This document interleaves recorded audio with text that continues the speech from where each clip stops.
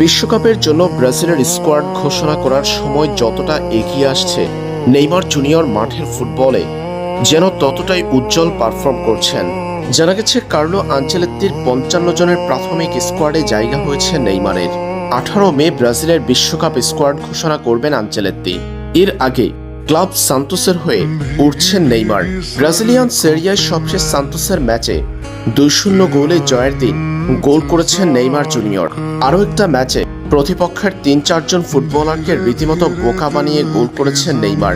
ডিবক্সের ভেতরে সতীর্থের সঙ্গে বল দেওয়া নেওয়া করে দারুণ বোঝাপড়ায় প্রতিপক্ষের ৩ ফুটবলারকে বোকা বানিয়ে নিখুঁত ফিনিশিংয়ে গোল করতে দেখা গেছে নেইমারকে।